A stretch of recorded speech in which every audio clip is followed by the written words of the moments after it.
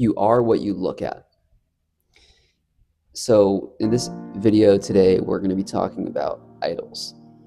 Idols are something that I've personally struggled with that I've talked about on the channel before, but we're going to be getting deeper into that pocket, into that sin, and speaking about it.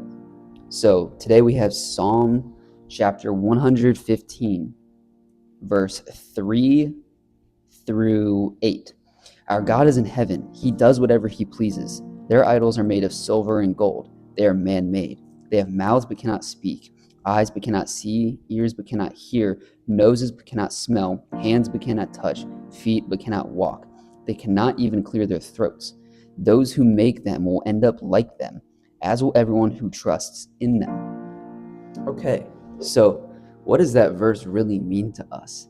Is that you'll become what you idolize. So when you start to paint the picture of looking or acting or being like somebody that you hold to a higher regard, it'll inevitably come true and happen. So what's the disease in our generation? Well, there's many, and it all falls under sin. So my personal testimony with idols is I was someone who was on social media. Originally I wasn't. I actually originally hated like Instagram, posting on TikTok, all those kind of things.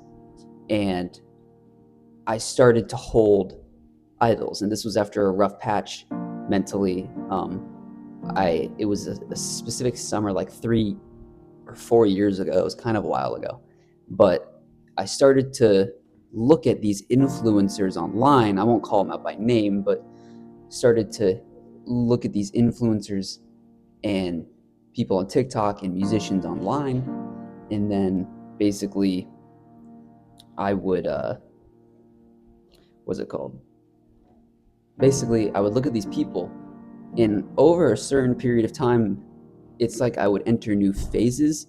In each phase, I'd become more like that person. So when I looked at these people, they were like fashion icons. They were dressing a specific way. They were singing a specific way, talking about certain things, recording videos and vlogs about certain things and videos that I'd see, and I would try to reciprocate that. Reciprocate. I would try to reciprocate it.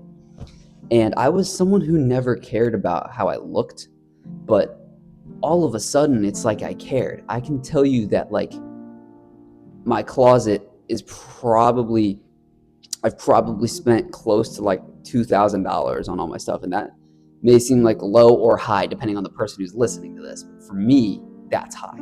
That's a really pricey amount of clothing. And I have tons of hats that are like $50 to $100 each, because each time I'd see this person wearing the hat, and I'm like immediately going on my phone to figure out how do they have that hat, or I'd look and I'd be like, okay, I want these pants that I see on this person. And I would immediately go and like, how do I get these pants? And so slowly over time, I started to look in the mirror and I looked like that person. I even dyed my hair another color to look like that person.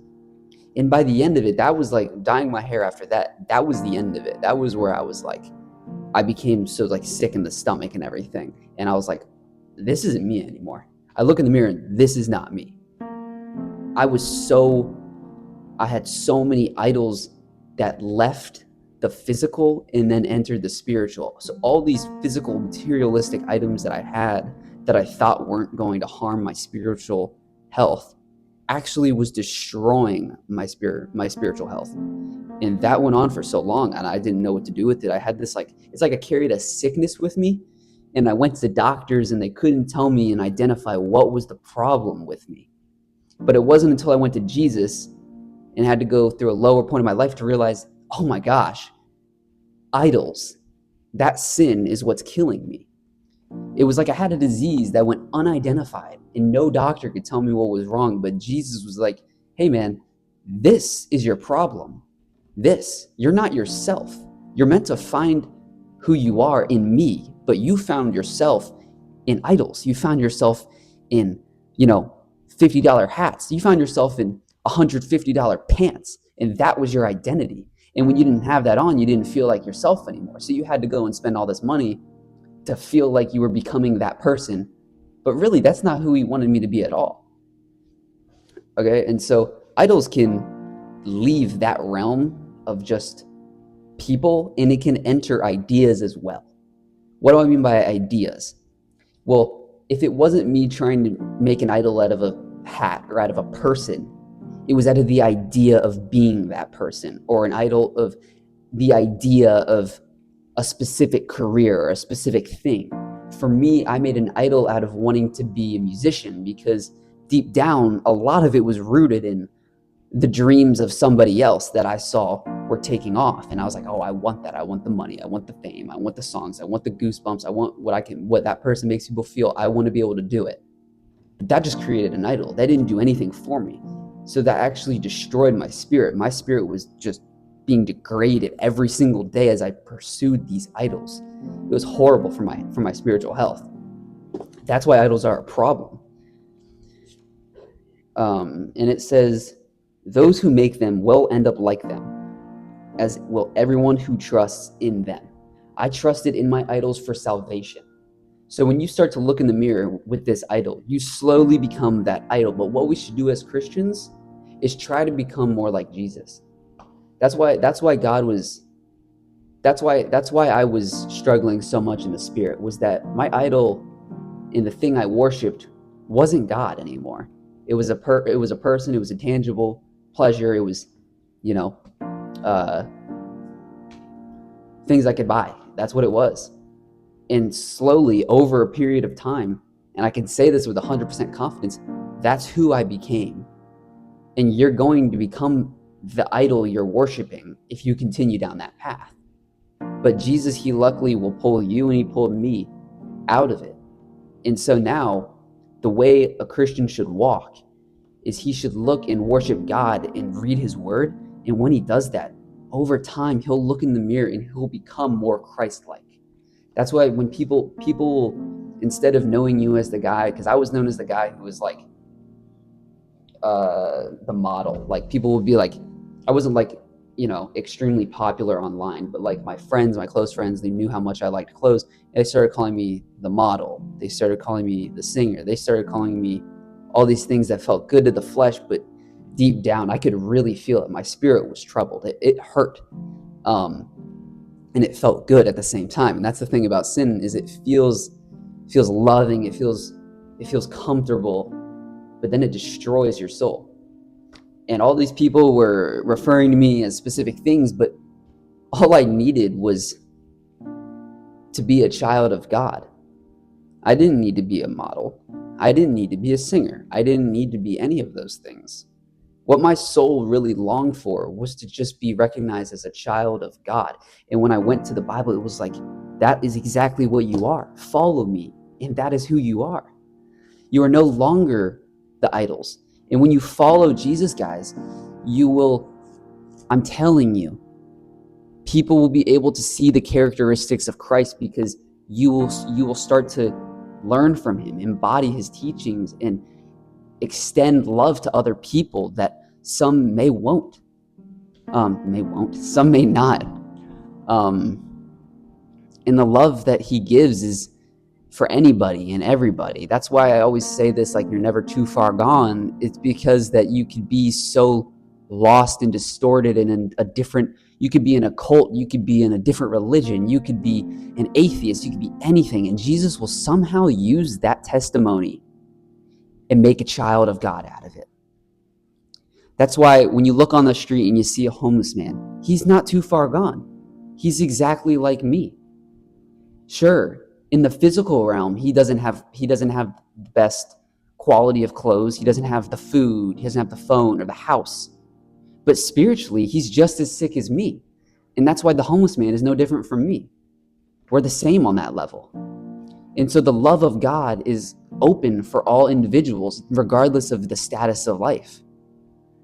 Okay, so don't let the devil deter you from that. When you look in the mirror and you start to see yourself becoming somebody else that you don't want to be, like an idol, go to Jesus, man. Go to him.